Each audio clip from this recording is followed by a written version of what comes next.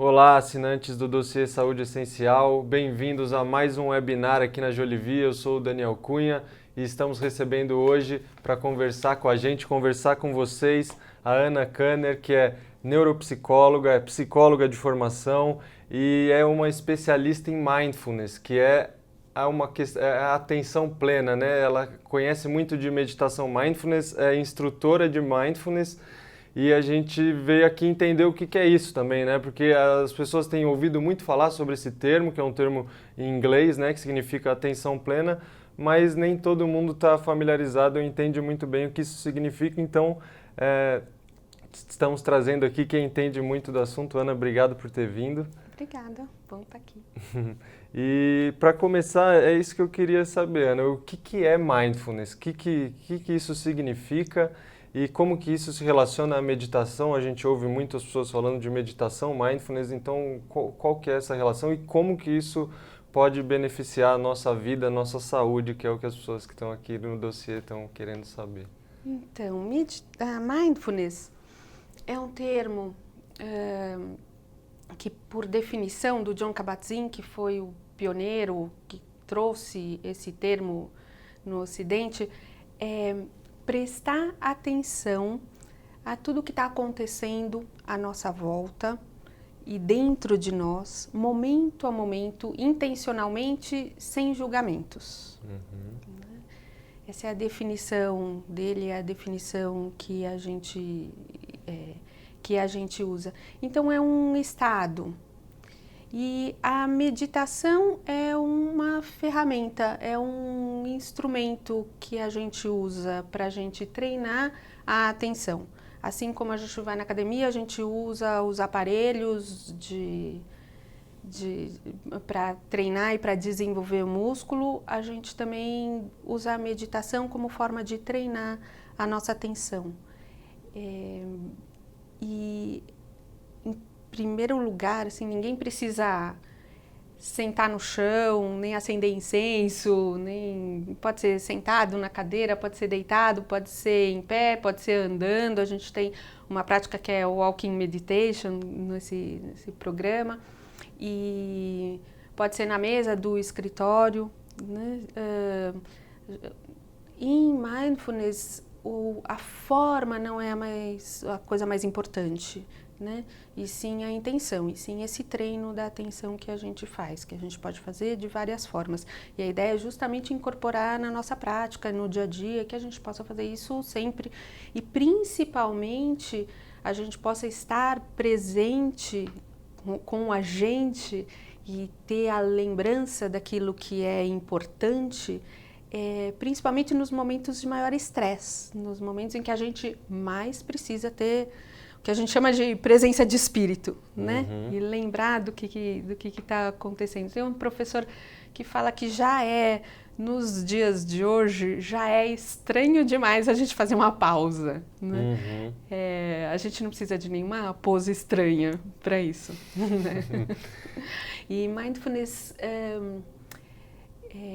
na língua original, quer dizer também lembrança, memória.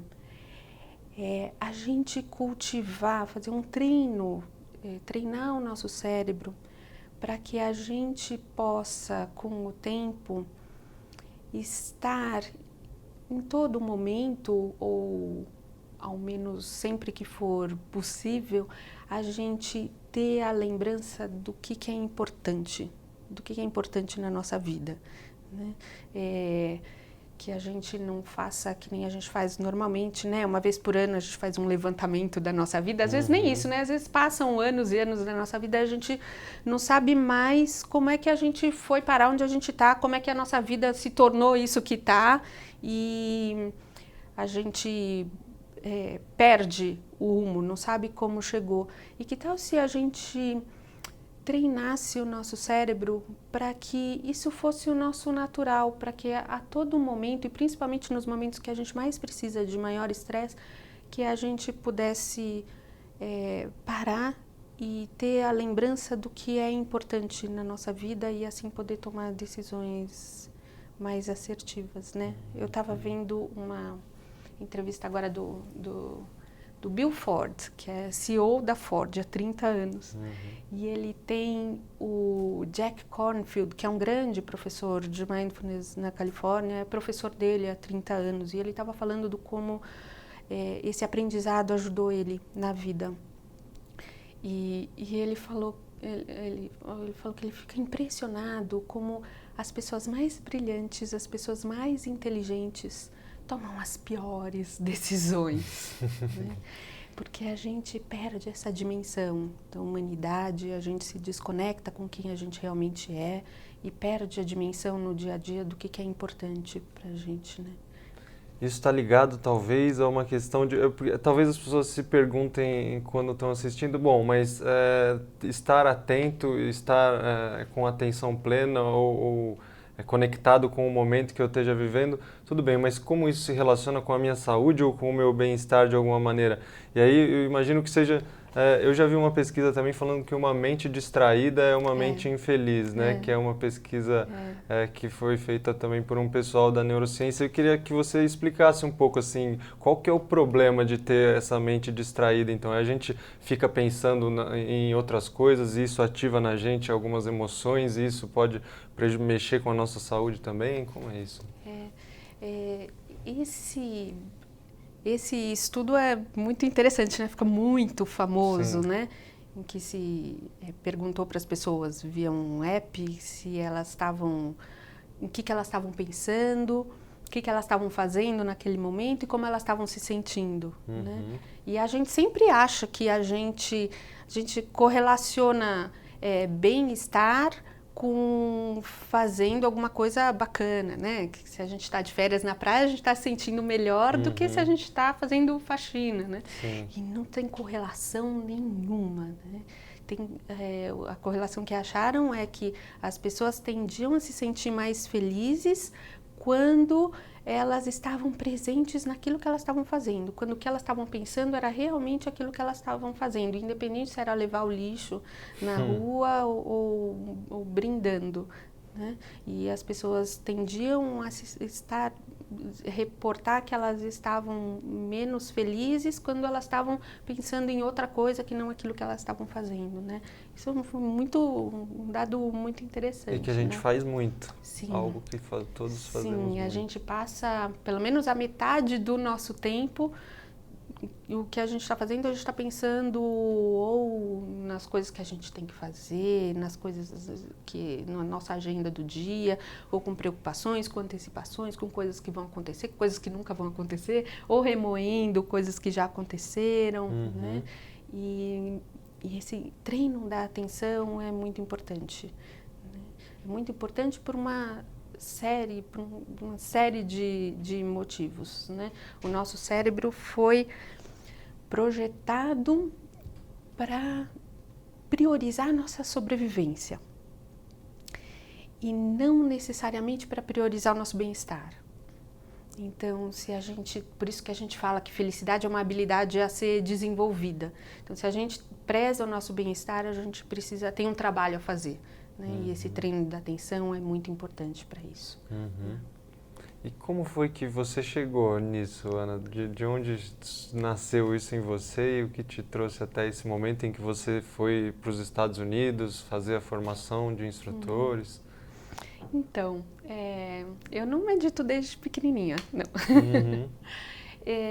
Eu comecei, em primeiro lugar, porque eu estava fascinada com essa possibilidade de mudança. Como a gente muda o nosso cérebro, como a gente pode mudar hábitos, como que a gente muda aspectos importantes da personalidade, né? E eu vou explicar o que isso tem a ver com mindfulness, né? Eu aprendi, eu estudei psicologia na década de 80, estudei neurociências na década de 90, mas não precisa ter minha idade, acho que todo mundo com mais de 20 anos pensa dessa mesma forma, que a gente é o produto da nossa genética e do modo como a gente foi criado, né? Eu aprendi que A gente aprende facilmente as coisas quando a gente é criança, depois de 20 anos a gente começa a perder neurônios, a gente não repõe neurônios e a gente não consegue mudar coisas importantes, que podem ser importantes para a nossa vida. Uhum. E a gente ouve isso, né? A gente ouve, isso está no meu DNA, isso está no meu sangue. Ou as pessoas falando, eu não sou criativo, ou eu não tenho tino para negócios. Eu sou assim, eu não sou assim. Como qualidades, como tem... sendo coisas fixas, Uhum. né? Como não mutáveis, Uhum. né? Eu sou gordinho, não tem jeito. Eu sempre fiz assim, né? Então, tem uma coisa que eu fui aprendendo e estou aprendendo e que eu acho que é essencial e que Mindfulness me ajudou muito nisso, foi essa noção de que o modo como a gente fez as coisas até hoje, até este segundo, não necessariamente tem que determinar como vai ser daqui para frente, ou como a gente vai viver daqui para frente, né? E isso é muito importante. E isso são conhecimentos que vieram de 20 anos para cá, da neurociências, da epigenética, né? A neurociências nos mostra que a gente está a todo momento moldando o nosso cérebro, para bem ou para mal. A todo minuto nós estamos, tudo que a gente faz e que a gente pensa, a gente está ou reforçando circuitos já existentes, ou a gente está criando novos circuitos, né? Então é uma escolha que a gente faz de ter usar a neuroplasticidade a nosso favor, e talvez parar de repetir hábitos que não nos servem mais e de criar outros que são mais interessantes. E para isso a gente precisa ter essa pausa, né? A gente precisa prestar atenção ao que está acontecendo, a gente precisa desse treino. Só aproveitando que você está falando disso, Ana, fala um pouco para as pessoas que tipo de pensamento pode estimular uma neuroplasticidade ou a criação, ou que tipo de pensamento vai congelar ou vai deixar a gente daquela... Quando a gente vai numa academia, a gente pratica repetidamente e de modo constante. Depois de um tempo você vê que o seu músculo está mais forte, né? Como a gente sabe quais são os músculos que a gente está praticando? Porque a gente olha, eles estão maiores, né? No cérebro a mesma coisa. Como a gente sabe quais são os circuitos que a gente está reforçando? Se a gente for fazer um exame, aquelas áreas ficam maiores, porque tem mais conexão, ficam fisicamente maiores, né? Dá para se ver por imagem. Mas como que a gente sabe quais são os hábitos que a gente está reforçando? São aqueles que a gente faz mais automaticamente. Assim como quando a gente treina os músculos mais fortes, a gente consegue, com menos esforço com o tempo, fazer mais coisas. E a gente tende a usar esses músculos que estão mais fortes com maior frequência, né? Com o cérebro é a mesma coisa, né? Os hábitos, as coisas que a gente faz repetidamente, as coisas que a gente faz automaticamente, tudo isso a gente está cada vez reforçando mais essa circuitaria neural, né? E aí fica mais difícil de reverter, quanto mais a gente... Exatamente. Então, Mindfulness permite esse treino, então, permite que a gente volte para dentro e observa o que está acontecendo, né? E decida o que a gente quer reforçar e o que não. E o programa de Mindfulness que você foi estudar nos Estados Unidos, queria que você falasse um pouco sobre ele, porque o nome dele é Mindfulness Based Stress Reduction, que redução de estresse através de Mindfulness. Redução de estresse através de Mindfulness. Então, está dentro do assunto que os nossos leitores, os nossos assinantes também estão muito interessados, que é reduzir estresse, e essa como uma ferramenta, então, que pode beneficiar as pessoas. Então, queria que você falasse um pouco sobre esse programa, como ele funciona. Então, esse programa foi criado por Jon Kabat-Zinn em 1979. Eu cheguei a esse programa, eu busquei esse programa porque eu tinha começado a usar práticas de mindfulness nos meus atendimentos individuais em psicoterapia, e eu fui vendo que foi tendo um impacto muito importante na vida das pessoas.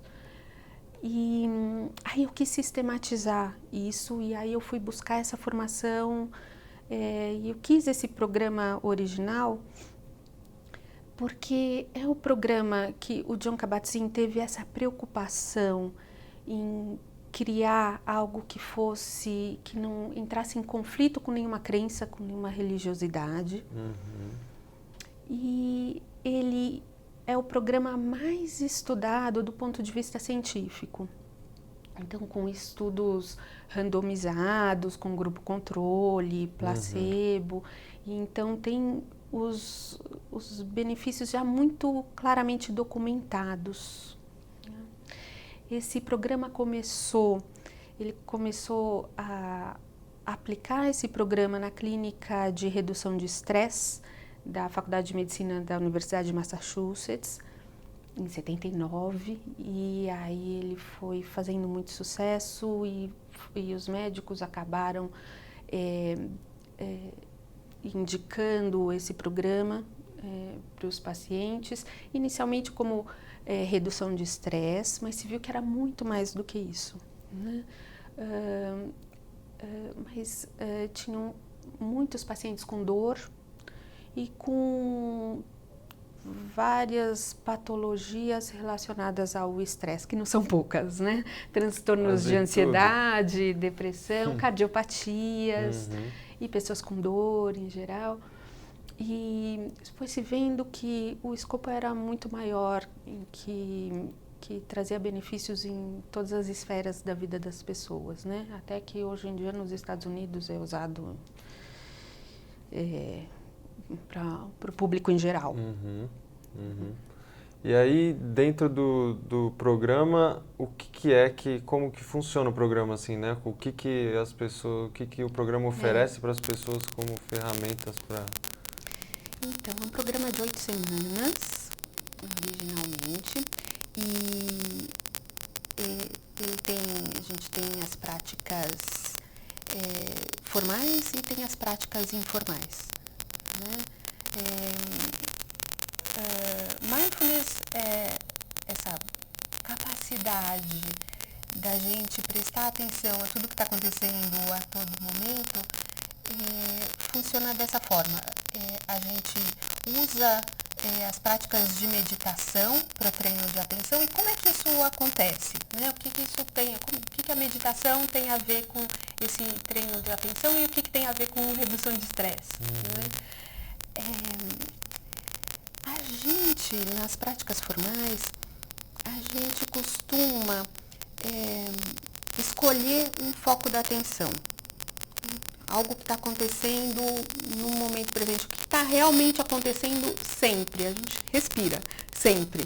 O nosso corpo está aqui sempre, né? Então a gente, de modo geral, escolhe ou focar a atenção na respiração, ou focar a atenção no nosso corpo, nas sensações do nosso corpo, ou pode ser sons do ambiente, ou no nosso caminhar, nos movimentos. Por quê? Porque são coisas que realmente estão acontecendo, né? Por que a gente usa a respiração muito frequentemente? Porque a respiração é portátil, né? Onde a gente vai, se a gente está vivo, a gente está respirando, né? Não tem como a gente ir e não levar a respiração.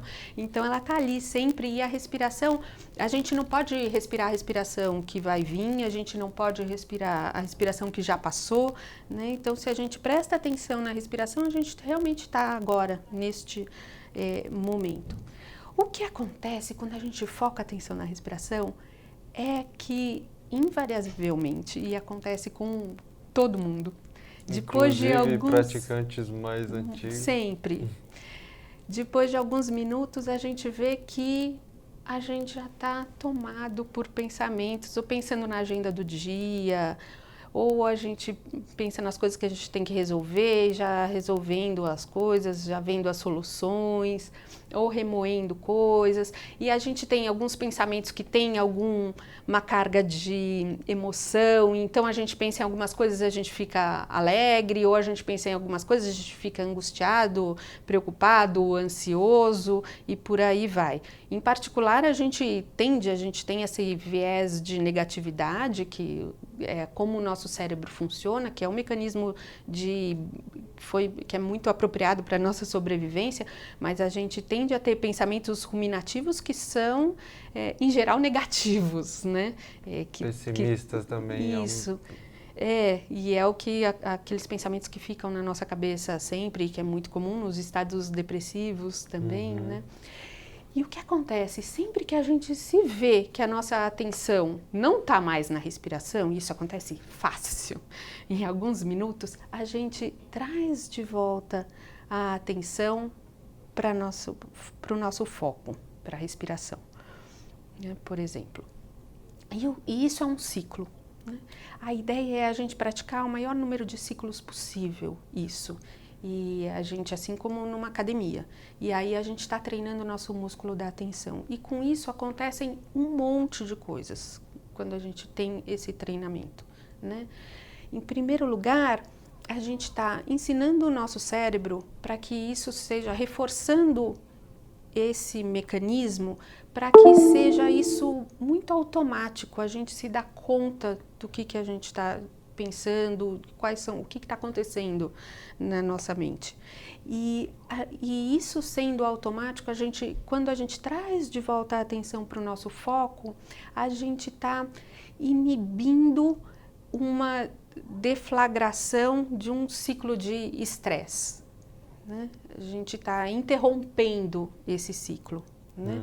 A gente está fortificando as estruturas que a gente tem, o nosso sistema límbico, em particular a amígdala, e a gente tem estruturas que são estruturas relacionadas à identificação das emoções e o processamento das emoções, e a gente tem estruturas do córtex pré-frontal, que são estruturas mais relacionadas à tomada de decisão, ao pensamento analítico, a elaboração das experiências. Essas duas estruturas, elas funcionam em gangorra, uma inibe a outra, né? Ou uma está na linha de frente ou a outra está na linha de frente. Em situações de estresse, a amígdala está na linha de frente. É por isso que quando a gente está muito estressado, quando a gente está nervoso, quando a gente está tomado por uma emoção, a gente não pensa direito, né? A gente não está fazendo pleno uso das nossas capacidades mentais, né? Isso é um grande problema, né? A gente ser tomado, sugado pela emoção, né? Te vira a emoção ali praticamente, né? E a gente não consegue, mas como que se a gente emburrecesse, né? Porque a gente toma as piores decisões nesses momentos, né? Só aproveitando esse gancho, Ana, porque também muitas vezes a gente pensa que o estresse, quando a gente está falando de redução de estresse, formas de diminuir o estresse, a gente pensa assim, não, eu estou estressado porque as coisas acontecem comigo aqui e as coisas estão dando errado, eu fico estressado, como que eu vou fazer? Não tem muito jeito, né? E o que a gente não pensa é que, na verdade, a melhor maneira de lidar com esse estresse ou não é saber de que a gente tem uma escolha, né? Que está dentro da gente também, né? A situação vai acontecer invariavelmente, a gente está sujeito a essas situações, mas a gente tem uma escolha de como reagir a elas, né? Sim, não tem como, não existe como a gente estar livre de situações de estresse, isso não está ao nosso alcance, né? O nosso alcance está como a gente vai lidar com essas situações, né? E cada vez que a gente treina, trazer a atenção para o nosso foco, a gente está ensinando o nosso cérebro a deixar o nosso córtex pré-frontal a deixar de ser constantemente inibido pela amígdala, né? A gente deixa de ser tomado pela emoção, né? A gente está fortalecendo o córtex pré-frontal. E, de fato, depois de 8 semanas, tem muitos estudos mostrando com exame de ressonância magnética funcional, feitas com pessoas 8 semanas, depois que acabou o programa de 8 semanas, e antes, comparando com antes do programa, e comparando também com pessoas em lista de espera, que queriam fazer o programa, que estão ali para fazer, se vê que a gente tem maior atividade do córtex pré-frontal e menor atividade da amígdala. Né? Então, nós estamos realmente fortalecendo essas estruturas e maior atividade no giro do cíngulo também, que são estruturas relacionadas à regulação das emoções. Né? Então, é um treino que é rápido, né? A gente vê esse tipo de mudança em poucas semanas, né? E muito, muito efetivo. Né? A prática formal, quando você se refere a isso, está falando de realmente sentar para meditar ou não necessariamente sentar? Tem alguns tipos de prática formal? Sim, as práticas formais são as meditações e que não necessariamente são sentadas, tem deitadas, em pé, andando, mas são as meditações que as pessoas praticam e que a gente recomenda que as pessoas pratiquem diariamente. Legal. A gente inclusive recebeu uma pergunta sobre isso mesmo, que foi sobre essa coisa da postura. Deixa eu achar quem foi que mandou pra gente aqui. O Diogo Lemes que mandou, falou: tenho dores nas pernas e nas costas, não consigo me sentar no chão para fazer meditação, então acredito que não serve para mim, mas talvez não seja assim, Diogo, talvez não. A Ana está contando pra gente que tem outras opções, então não é uma limitação, por exemplo, a pessoa ter dificuldade para sentar no chão, como a gente vê nas fotos e toda vez que se fala em meditação por aí. Tem aquele estereótipo, né, da pessoa assim. Na verdade, se a gente for ficar assim, nessa posição, a gente não consegue ficar muito tempo nessa posição. Aí a gente tem dor nas costas mesmo. Vai cansar o braço, as costas. É importante que seja uma postura que seja confortável e que a gente possa relaxar na postura. Né? E que a gente possa permanecer por algum tempo também. E a prática informal seria o que, Ana? Tem várias. São exercícios para que a gente comece a cultivar o que a gente chama os princípios de mindfulness. Né? Um deles, por exemplo, que é muito importante, é o espírito de criança, cultivar a curiosidade, como se a gente estivesse vendo as coisas pela primeira vez. Né? E isso a gente pode treinar com tudo. Né? Como se a gente tivesse... Normalmente a gente acha que já conhece, já sabe o que o outro vai falar, já sabe... E é treinar essa percepção, essa curiosidade, igual criança de 2 anos, que pergunta: o que é isso, o que é isso, o que é isso? Né? A gente vai perdendo essa curiosidade, né? E é essencial a gente aguçar os sentidos, a gente poder perceber também o tempo das coisas, que as coisas acontecem, que a gente não tem como apressar os processos, né? A gente começar a dar mais atenção à nossa intuição, perceber que a gente é o nosso maior guia. E então são atividades que suportam esse tipo de prática para se fazer no dia a dia mesmo. E tem uma outra pergunta aqui, Ana, do Adilson Pereira, que ele falou assim: eu sou religioso, já ouvi muito se falar sobre meditação como algo que altera as ondas cerebrais e que pode prejudicar a pessoa no aspecto da sua espiritualidade. Eu falo de relacionamento com Deus. Qual é a sua visão sobre o assunto? Muita gente também pensa assim, né, como se precisasse ser de alguma religião. É difícil de desvincular, né, a religião com a meditação. Eu tive essa mesma busca. Eu fui buscar o MBSR e esse programa e Mindfulness justamente por ter... para criar esse programa, o Jon Kabat-Zinn teve essa preocupação em criar algo que fosse descolado de qualquer religiosidade, que não entrasse em conflito com nenhuma crença, né?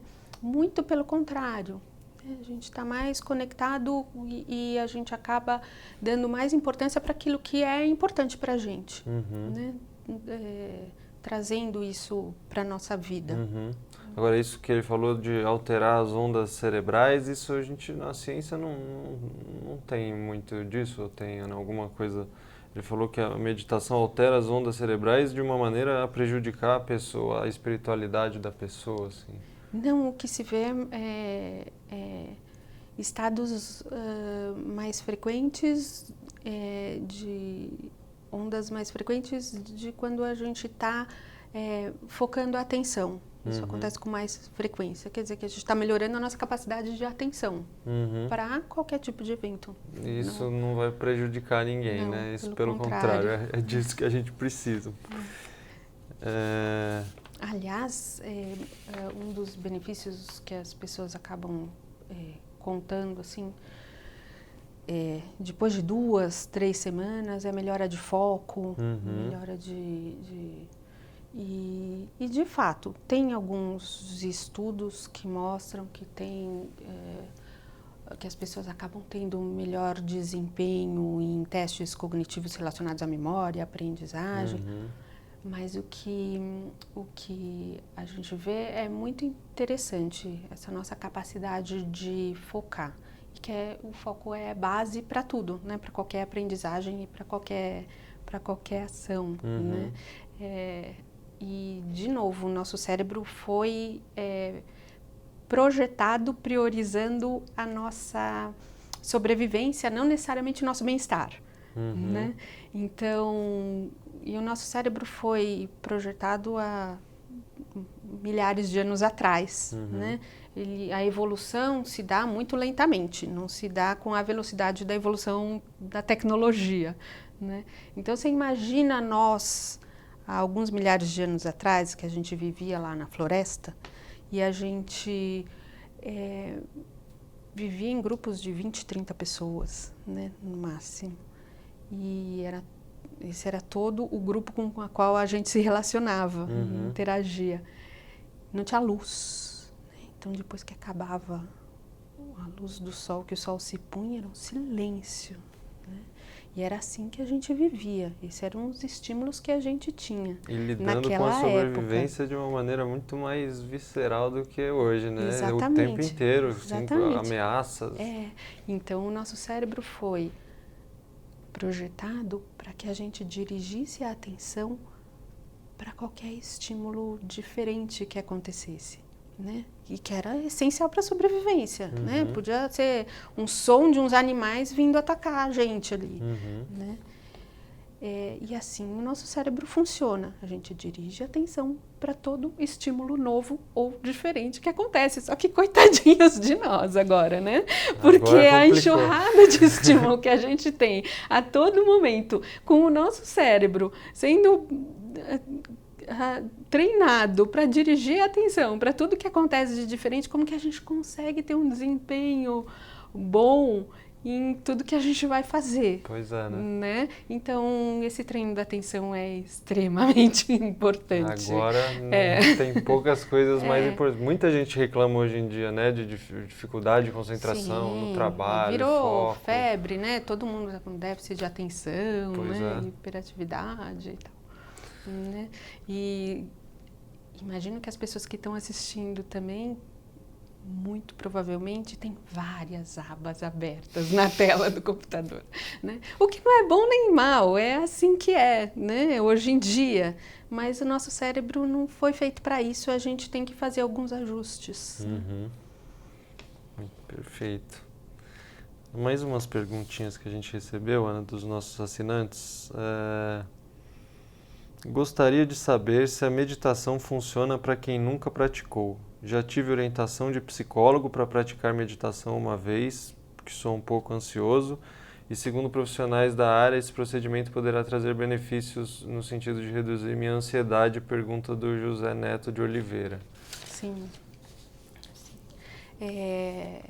É que ele pergunta se funciona para quem nunca praticou. Geralmente as pessoas começam daí, né? Elas nunca praticaram e começam assim. Então... Esse é um programa feito justamente pensando em pessoas que nunca tiveram outra prática de meditação e que querem começar. E é interessante porque cada vez que eu dava aula desse programa, eu me dou conta de que, nossa, como esse Jon Kabat-Zinn é brilhante. Porque tem uma sequência muito interessante que realmente facilita a gente criar esses hábitos. Uhum. Além do programa, assim, porque ao mesmo tempo a gente tem os nossos assinantes aí, por exemplo, nem todo mundo vai fazer o programa, por exemplo, né? Algumas pessoas vão se interessar ou não, mas a meditação está disponível. A prática formal que é utilizada no programa, no Mindfulness, no MBSR, ela é uma prática formal de meditação que existe, né? Está disponível, que a pessoa pode fazer na casa dela. Inclusive, a Ana disponibilizou um áudio de uma meditação guiada para a gente, que está na última edição do dossiê. Se você ainda não viu, veja lá na edição de janeiro. Mas queria que você falasse um pouco sobre isso, né? Que as pessoas podem começar em casa agora, né, Ana, se elas quiserem. Tanto as práticas formais, como práticas informais, né? A gente tem, logo no começo do programa, a gente faz o que a gente chama de Mindful Eating, que é uma prática relacionada à alimentação e que a gente busca justamente aguçar os sentidos, né? E que é muito, muito importante para a nossa vida, né?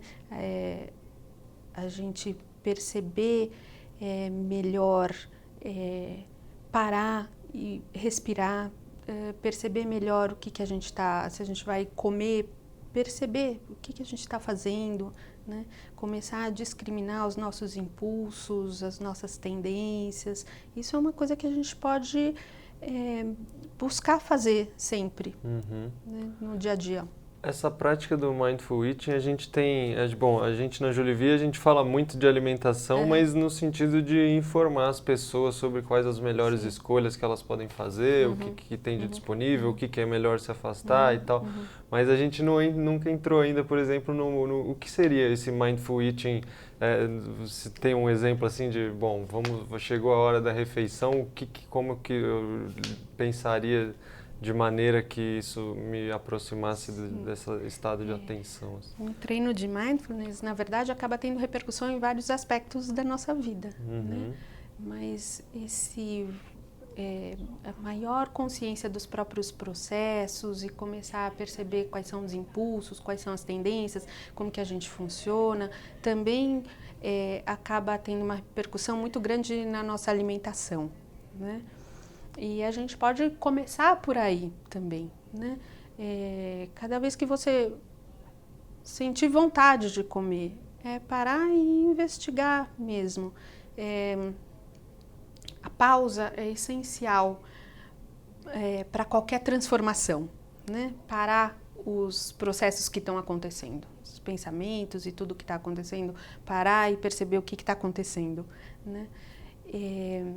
Então, tentar investigar mesmo, o que é isso que eu estou sentindo, né? É fome, eu estou indo comer por fome, ou é hábito, ou é por reflexo, ou é automático, né? É tão comum a gente estar comendo, fazendo um monte de outras coisas, e você nem reparou qual é o sabor da sopa, né? Do que era essa sopa, não sei, né? Ou então você perceber que você acabou com um pacote ali, inteiro, né? E nem se deu conta. Nossa, eu já acabei, eu achei que não tivesse acabado, né?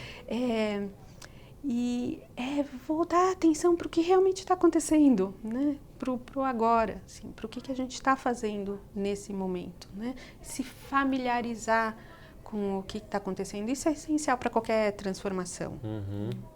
Às vezes esse hábito de comer pode ter a ver também com, por exemplo, algum tipo de emoção, um sentimento negativo que a gente tem e a gente não sabe bem como lidar e aí desconta tudo na comida e de repente o que você está falando pra gente é que olhar e parar para esse sentimento e falar assim, isso aqui é uma angústia que está surgindo aqui e talvez olhar para o gatilho, da onde que surgiu. E a pausa é essencial para isso. Né? É parar antes, né? Não ir automaticamente abrir o chocolate. Exatamente, acabar com perceber como que a gente age no piloto automático, né? Como que a gente pode mudar esses hábitos, né? Para serem para que a gente possa ter respostas que possam ser mais benéficas para a gente agora, né? Talvez a gente se acostumou tanto, por tanto tempo, a reagir de uma determinada forma, em determinadas situações, que talvez essa reação não nos favorece mais hoje em dia, né? E a gente pode mudar. Muito bom. Bom, a Alzira Rodri também perguntou para a gente qual a diferença da meditação mindfulness para outros tipos de meditação que ela já ouviu falar por aí, e se tem alguma que é melhor para a saúde. Não tem como falar qual é a melhor para a saúde. Assim como a atividade física, cada um precisa achar aquilo que realmente é bom para si. Mindfulness, por ser descolado de qualquer religiosidade, por ter sido introduzido no mundo acadêmico, na universidade, é a prática de meditação mais estudada do ponto de vista científico, então é que a gente tem benefícios bastante claramente documentados, com redução dos sintomas relacionados a estresse, melhora de atividade imunológica e tal. Então, o que tem de diferente em mindfulness para os outros tipos de meditação é que a gente não está buscando atingir nenhum estado específico, não tem esse objetivo. Muito pelo contrário, a gente estar aqui agora e poder enxergar claramente o que está acontecendo, né? Então, não se trata de ver o copo meio copo cheio ou meio copo vazio, mas de enxergar o copo e aí poder lidar de modo mais assertivo com as situações da vida. Uhum. Então, a gente, justamente na prática, a gente volta para o que está acontecendo, para o momento presente, né? Então, não tem aquelas visualizações, não tem nenhuma busca por atingir nenhum estado. E simplesmente por estarmos nós aqui, nesse momento. Uhum. E para que a gente possa estar o mais frequentemente possível na vida, estar presente, né? Muito bom. A Alzira perguntou isso, né? Se tem diferença de mindfulness para outros tipos. Você acabou de falar, bom, tem um tipo que é de visualização, tem outras técnicas, né? Outros tipos de meditação. Uhum. Certo. E essa questão de ser acessível para todos, assim, tá, eu queria que se você pudesse, Ana, assim, as pessoas, quem se interessar, o que seria um primeiro passo para alguém se aproximar disso, ou talvez o que você sugira para as pessoas que te procuram, como começar a tentar se aproximar desse estado de mindfulness, assim, o que seria um bom começo? Então, é possível, tem apps que têm essas práticas guiadas, as práticas formais.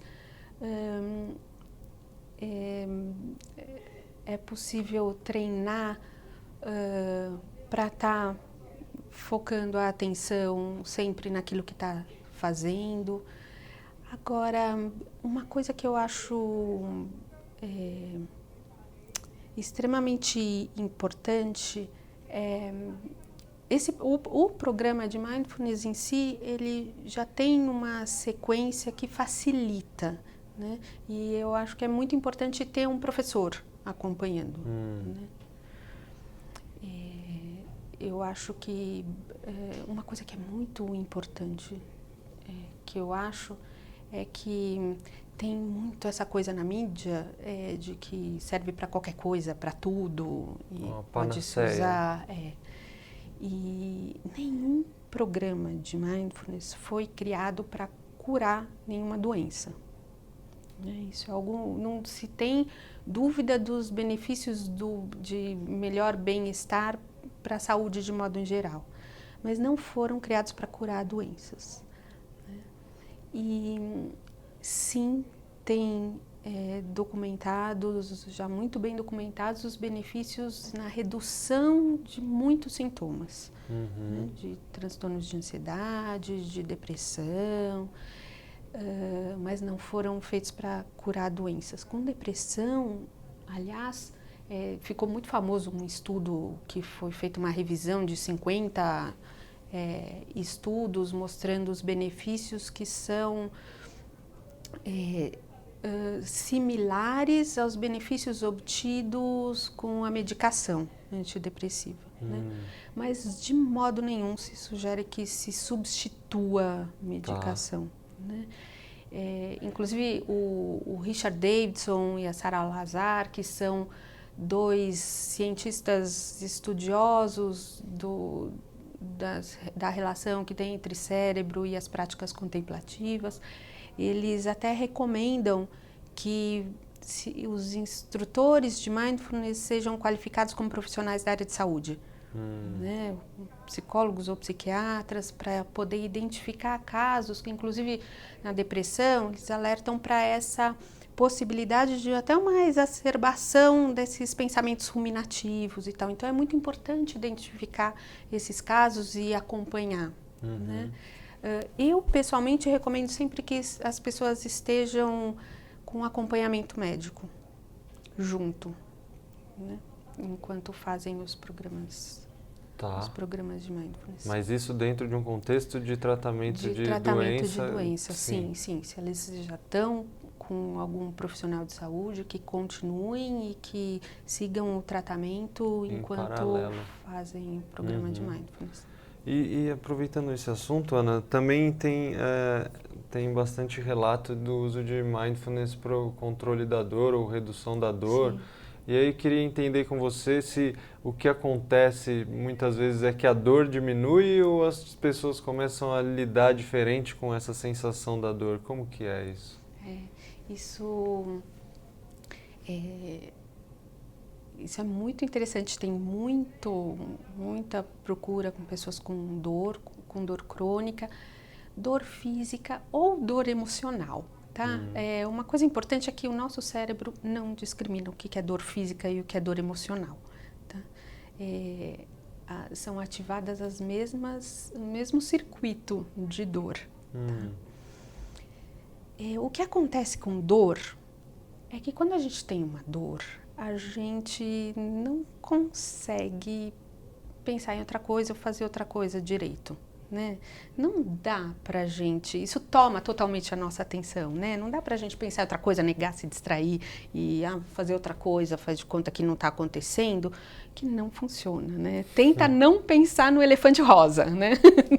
Não dá, não tem como, né? E o que a gente faz normalmente? A gente odeia a dor, a gente briga com a dor, a gente traz todos os nossos conteúdos, os nossos conhecimentos, toda a nossa memória da dor, né? Ai não, lá vem aquela dor de novo, a gente tenta ou disfarçar ou negar, evitar que ela venha, e aí a gente vai numa escalada que a gente acrescenta passado, acrescenta futuro, o medo de que volte, e a gente mesmo pode tornar uma situação que nem é tão grave assim, a gente pode tornar insuportável, né?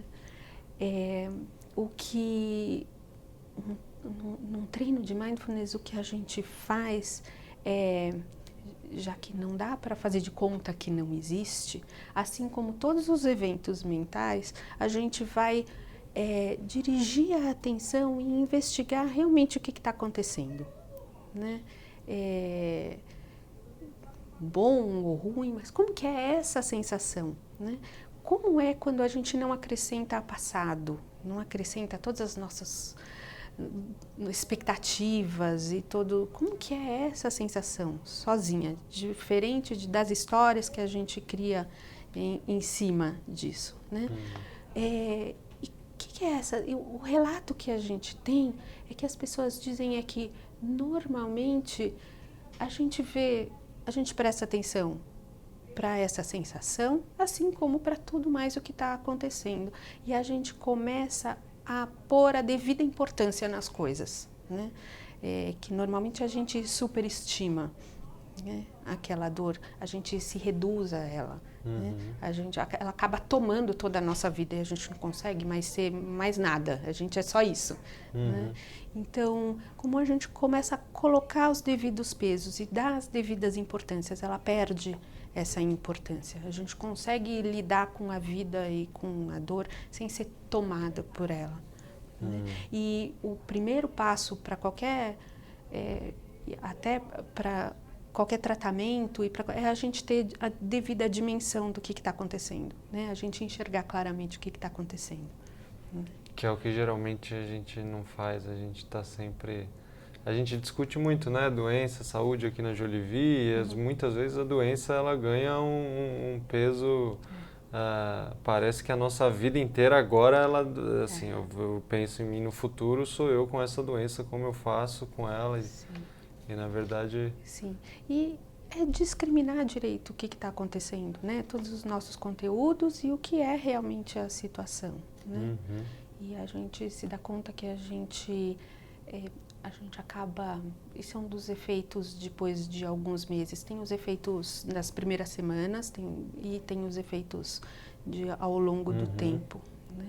A gente acaba se familiarizando muito mais com os nossos processos, conseguindo descrever muito mais os nossos processos e a gente consegue dar a devida importância para as coisas que estão acontecendo, né? E não se trata de diminuir, muito pelo contrário, se trata de ter a devida dimensão do que é, da importância do que está acontecendo e até poder buscar o tratamento certo, poder tomar ações mais assertivas, mais em frente ao que é, né? Não frente ao que está na nossa cabeça, né? Poxa, muito bom, Ana. Espero que essa mensagem também ajude aí nossos leitores e assinantes e os inspire a procurar esse caminho, porque é um caminho de tratar as coisas com mais pé no chão, né? E de modo a desenvolver, na verdade, se fala em revolução, mindfulness, né? Porque isso saiu em 2010, começou a se falar em revolução, mindfulness. Eu fui agora em setembro, eu estava num supermercado no Canadá, eu vi que reeditaram a capa dessa revista, que fala sobre revolução, mindfulness. Então ainda é um assunto muito importante, né? E de fato, mindfulness é revolucionário, ao meu ver, no seguinte sentido. Geralmente, quando a gente vai aprender alguma coisa, a gente vai para adquirir algum conhecimento, né? E quando a gente vai fazer um programa de mindfulness, a gente não vai adquirir nada que a gente já não tenha.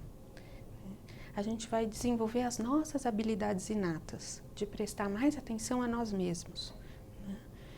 E nisso é revolucionário e traz um empoderamento muito grande, uma autonomia muito grande, uma maior clareza e uma autonomia no sentido de a gente poder primeiro voltar para a gente mesmo, né? E poder saber que a gente é capaz de dar conta de tudo que vem pela nossa frente, né? Independente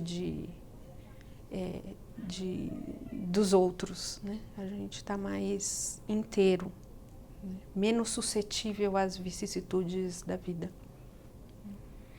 Puxa, Ana, muito obrigado. Eu que agradeço. E você gostaria de dar mais algum recado ou falar alguma coisa para finalizar? Acho que a gente vai finalizando por aqui, já está encerrando o nosso tempo aqui do webinário. Se quiser dar algum recado para as pessoas de como elas podem lidar com isso melhor. Uma coisa que eu acho que é essencial, assim, não perca tempo da vida, né? Tempo é o nosso único recurso não esgotável, né? A gente fala de petróleo, mas isso é porque a sociedade escolheu usar recursos fósseis, né? Tem outros, tem sol, tem ar, tem... Agora, tempo é realmente o nosso único recurso não esgotável. Então, se a gente perde tempo ruminando, pensando, ou... Distraídos. Exatamente, a gente está perdendo o que está acontecendo agora na nossa vida. E é só agora mesmo que a gente pode tomar atitudes, né? A gente não pode tomar atitudes no futuro nem no passado. A gente só pode mudar o que está acontecendo agora. Quanto mais claro a gente puder enxergar a realidade, mais a gente vai poder agir assertivamente. Maravilha. Muito obrigado, Ana. Obrigada. Obrigado, assinantes do dossiê. Nos vemos na próxima. Até mais.